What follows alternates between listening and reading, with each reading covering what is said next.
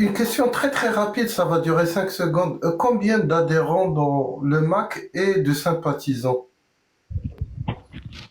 400 000. Au compte le plus bas, 600 000 au compte le plus haut d'adhérents et militants.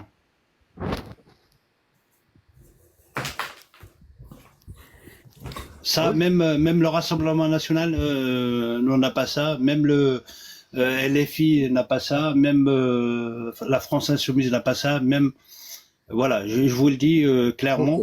Euh, il y a moi de ce que je sais, il y a 400 000, c'est acquis, D'accord. Ok. encarté. C'est une information qu'on va garder pour tout à l'heure, mais elle est extrêmement importante.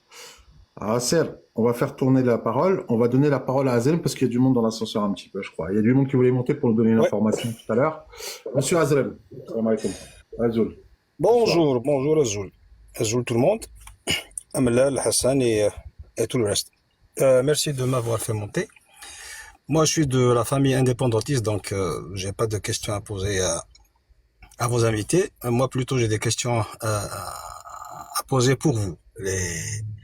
D'après ce que j'ai compris, vous êtes marocain, donc ma question voilà, étant donné que vous êtes marocain, quel est votre point de vue déjà de cette histoire de l'indépendance de la Kabylie, de l'autodétermination de la Kabylie? Euh, Quel est le sentiment du peuple marocain? Je sais qu'au niveau État et tout ça, il doit y avoir des, des, des contacts, mais ce qui m'intéresse, c'est le peuple marocain. Étant donné que il y a une intimité, vraiment très très grande intimité entre le peuple kabyle et marocain, qui date depuis longtemps. Vous avez évoqué tout à l'heure pas mal de voilà d'épisodes. Ban Ramadan, il est mort chez vous. Aït Ahmed est passé par là. Mouloud Maamri, son dernier voyage était du Maroc vers sa tombe. Et nous avons aussi Harkoun qui est enterré chez vous, qui est un Kabyle, qui a fait don de sa grande bibliothèque au Maroc, que je salue d'ailleurs parce que pour moi le Maroc est un lieu sûr pour garder tout ce qui regarde la Kabylie, parce que sinon tout sera brûlé comme on est en train de brûler en tant qu'homme. Donc imaginez les livres et tout cela. Et le dernier des derniers, c'est Monsieur Salem Shakir qui a fait aussi don de sa bibliothèque énormissime, qui représente 40-50 ans d'études, de recherche. Et il a fait don de cette bibliothèque au Maroc. Et je pense que ça remonte à une semaine. Donc c'est vraiment un événement historique pour les Kabyles.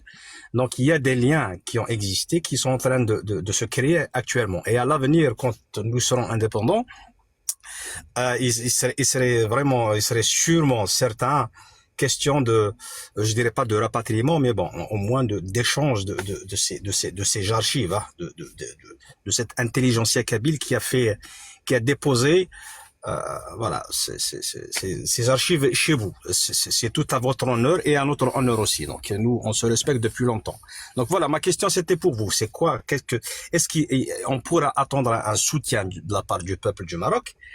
Voilà, en commençant d'abord par vous. Merci. Bah, je vais prendre la parole en tant que hôte, tout d'abord. Ma première position concernant votre question, c'est la profondeur historique. Moi, je ne peux discuter qu'avec des gens qui ont une profondeur historique, qui ont une tradition, qui ont une histoire, qui ont un patrimoine, que ce soit un patrimoine culturel, que ce soit un patrimoine politique ou philosophique. Nous ne pouvons discuter qu'avec des gens qui ont cet item, c'est d'avoir une profondeur historique. Lorsque nous entendons un Algérien discuter, de ce que nous avons depuis un moment, de ce que nous entendons dans la plupart de nos lives, ben, ça monte juste pour l'invective ou pour sortir des imbécilités qui arrivent d'un autre monde. Ils vous sortent des histoires farfelues. Je dis toujours que les Algériens, c'est un pays qui n'a pas d'histoire, qui fait des histoires à des pays qui ont une histoire. Voilà ce que je dis de l'Algérie. En revanche, le Kabyle, non. Le Kabyle, lui, il a une histoire, mais on ne l'entend pas nous dire des choses incohérentes vis-à-vis du royaume. Les Kabyles, je dis bien les Kabyles qui se disent Kabyles, hein, ceux que je respecte. Au travers de mon travail, en tant que c'est mes clients, je les entends et ils ont toujours le même discours. nous avons plus de proximité avec le voisin marocain qu'avec ceux qui sont autour de nous, en parlant des Algériens.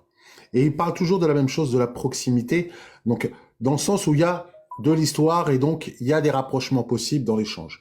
Maintenant, lorsque vous posez la question concernant notre positionnement, vous le savez, nous sommes une monarchie. Et ça, c'est quelque chose que les gens doivent comprendre. Et nous, en tant que sujet de Sa Majesté le roi Mohammed Sadis Al Nusra, nous ne sommes que son extension. Mais le cerveau, c'est lui. Le cœur, c'est notre terre. Nous, nous sommes les membres. Et nous devons faire en sorte que ce que décide de Sa Majesté le roi, nous le ferons. Nous avancerons dans cette direction. Aujourd'hui, le Maroc reçoit plein de Kabyles, sans être dans le principe officiel. Ils sont reçus par respect, ils sont là en vacances, ils sont traités comme n'importe quelle personne, mais il y a un profond respect pour eux parce qu'on sait ce qu'ils ont subi et nous connaissons la profondeur historique. Donc voilà ce que je peux moi vous répondre de ce côté-là. Nous avons un profond respect, nous pouvons discuter et ça c'est extrêmement important. Dès lors que nous pouvons discuter, vous savez, pour moi la chose la plus importante dans un échange, c'est le respect. On ne peut ne pas être d'accord, mais dès lors qu'on se respecte, on pourra toujours trouver un terrain d'entente. En revanche, quand il n'y a pas de respect, il ne peut pas y avoir terrain d'entente. Voilà ma réponse concernant notre position. Adil Khoya. Oui. Oui, bonsoir tout le monde. Je tiens d'abord à vous remercier pour cet excellent live. Remercier aussi nos amis kabyles de nous avoir honorés de leur présence. Dans la continuité, nous sommes effectivement les membres de cet État millénaire qui est le Maroc. Donc, mais il y a aussi un sens inverse, donc où on essaie, voilà, qui est une voix des Marocains qui vont la porter un peu plus haut pour que les choses changent. Donc, je m'arrête là. Après, j'ai une question et il faut la prendre d'un certain angle d'attaque. Donc, moi aussi, j'ai une question vers nos amis kabyles. Personnellement, je connais comme la plupart des Marocains l'histoire de la Kabylie. Donc, personnellement, je reconnais le droit du peuple kabyle à l'autodétermination. Cependant, il faut le savoir, nous avons déjà aidé nos frères, entre parenthèses, algériens par le passé, et on connaît tous l'histoire. Et cette confiance a été trahie. Donc,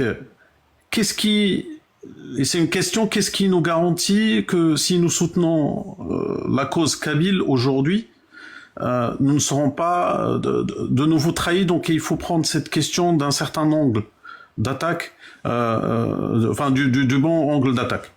Donc après, j'ai d'autres questions qui sont dans le même sens concernant l'engagement et l'alliance, la stabilité régionale, ça sera dans ce sens, donc la position sur le Sahara occidental, oriental, les garanties politiques et économiques et la vision sur le long terme. Donc je vous laisse répondre à la question en vous remerciant par avance. Bah, elle s'entrechevauche un peu les questions.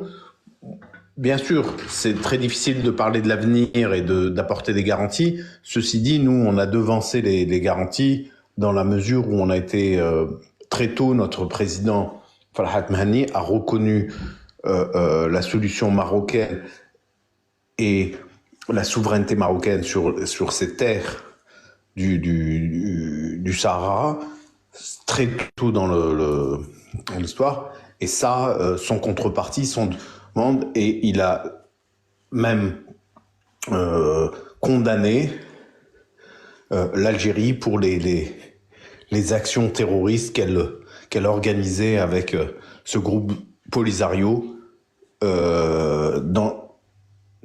depuis 55 ans ou 45 ans contre l'État frère marocain. Ça, il l'a fait très tôt, et je pense que c'est la position du MAC et de la NAVAD qui est claire, nette et précise, sans contrepartie demandée ni quoi que ce soit.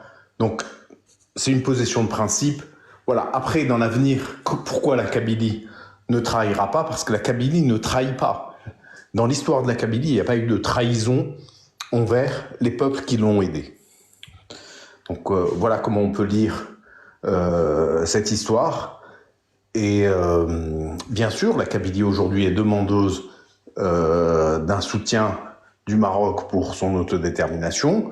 Le Maroc aussi a montré des signes forts, notamment à travers les mots de Omar Hillel aux Nations Unies plusieurs fois, et nous le remercions, et je pense que le peuple kabyle est fort reconnaissant de cette voix forte qui s'est exprimée au nom du roi, au nom de l'État marocain, et bien sûr, nous en sommes tous reconnaissants, nous l'avons montré plusieurs fois. Voilà, on ne peut pas nier aujourd'hui, déjà, nous, que le Maroc est notre premier soutien, disons, diplomatique, politique, médiatique. Et voilà, et cela s'inscrit dans une démarche historique.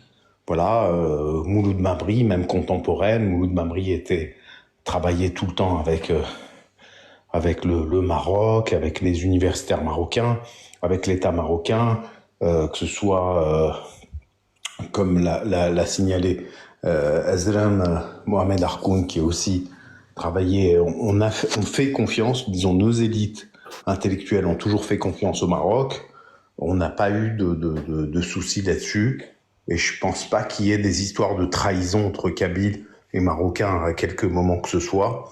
Je pense que l'ingratitude, si on essaye de l'expliquer sociologiquement, l'ingratitude algérienne envers et les Kabyles et les Marocains qui ont tous les deux versé leur sang et fait d'énormes sacrifices pour que cette Algérie soit libérée, l'ingratitude, elle est du côté des Algériens. Voilà. Clair. Donc une dernière question. Enfin, j'en ai plein de questions, mais je suis certain que ce n'est pas. Enfin, ça va Adil, ça va être. Je t'interromps juste une seconde. Azalam Khoya, j'ai besoin de place et je fais tourner le guest. Donc Azalam, si t'as pas. Ok, merci bien, merci pour votre accueil. Je fais tourner. Hein. Si tu fais ta demande, je refais tourner. C'est juste que je remets un peu de monde dans le truc. Merci à toi. Je disais juste que on a plein de questions et c'est dans le but d'éclairer le public marocain, qui est conscient de la cause. Donc, mais il faut que comprenez-moi, ma manière de voir les choses est que les voix doivent s'élever. D'abord par la majorité des Marocains, donc ensuite les choses vont s'opérer. Donc ma question suivante, et ça sera la dernière pour moi, en espérant renouveler ce genre de débat très souvent pour permettre de répondre à d'autres questions. En termes de stabilité régionale, comment la création d'un État kabyle pourrait-elle contribuer à la stabilité de la région? En d'autres termes, comment comptez-vous éviter que ce projet ne devienne un nouveau foyer de tension, voire de conflit?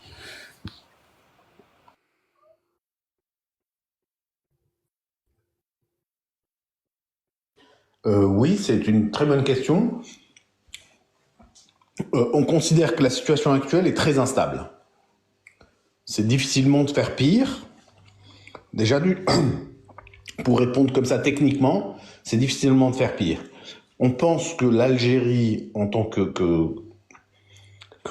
quantité, c'est l'entité qui crée l'instabilité dans ce sous-continent nord-africain, voire même dans toute l'Afrique, voire même dans le bassin méditerranéen, doit être partitionnée d'une certaine manière. Ce sera à d'autres leaders de prendre un peu, de gérer la stabilité. Je veux dire, cette question, elle se retourne peut-être directement vers les Marocains. C'est comment le Maroc peut-il assurer la stabilité du sous-continent nord-africain. Nous, petit État, en tout cas petit territoire, on aura effectivement à gérer notre jeune État naissant, Les Kabyles sont très dynamiques, ils voudront faire du business. Je veux dire, le Maroc connaît très bien son continent et on sera un des États avec qui le Maroc pourra commercer, construire, enfin, sur une base moderne de stabilité, c'est-à-dire commercer, avancer, le progrès technique, scientifique, le savoir, voilà, le bien-être des populations qui est important pour nous. Voilà. Merci beaucoup pour vos réponses. C'était très clair. Et puis, je cède le micro à Dohan pour le redistribuer.